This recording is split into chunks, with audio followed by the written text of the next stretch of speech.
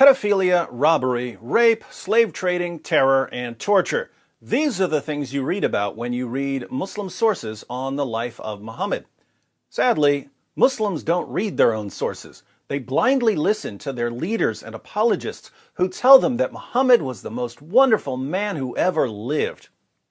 Since Muslims will never hear the truth about their prophet from their leaders and apologists, and since nothing you can do will ever convince them to open up some books and read about the man they're trusting to guide them to paradise, the task falls to us to tell them the facts about Muhammad.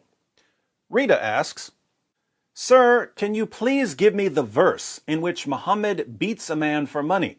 I've wanted to show your videos to my Muslim friend." Well, Rita, I didn't say that Muhammad beat a man for money. I said that Muhammad tortured a man for money. And the torture was much worse than a simple beating.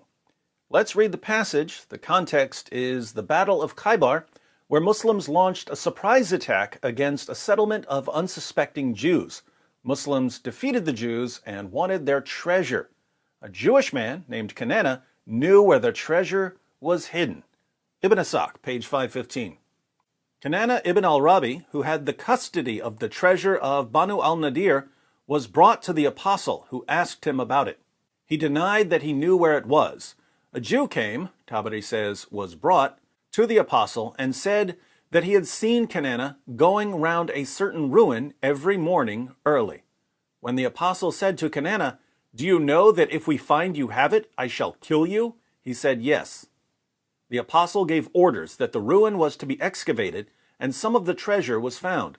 When he asked him about the rest, he refused to produce it. So the apostle gave orders to al-Zubair ibn al-Awam, "Torture him until you extract what he has." So he kindled a fire with flint and steel on his chest until he was nearly dead.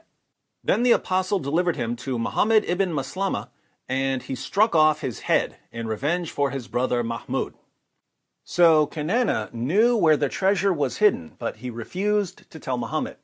Muhammad ordered one of his followers to torture Kanana, and al-Zubair used flint and steel to light a fire on Kanana's chest.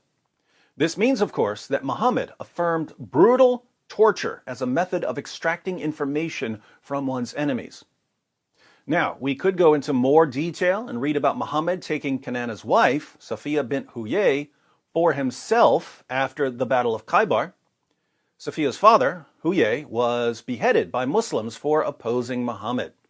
So Safiya married a false prophet who had executed her father and tortured and killed her husband. I guess she decided that being married to Muhammad would be better than being passed around by his followers as a sex slave. We could go into that, but I was only asked to provide a source on Muhammad torturing a Jewish man for money.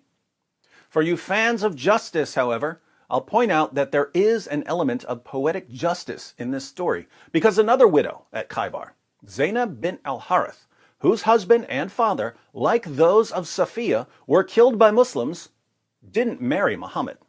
Instead, she offered to cook him dinner. And Muhammad, tactical genius that he was, accepted an offer of a home-cooked meal from a woman whose family had just been slaughtered in the name of Allah. Needless to say, the food was poisoned. Muhammad spit most of it out, but the damage was done. The Prophet of Islam spent the next 3 years in pain and eventually died, wallowing in freakish misery from the internal damage caused by the poison. Muhammad suffered far more than Kanana did. What's the moral of the story? You reap what you sow, Muhammad. You reap what you sow.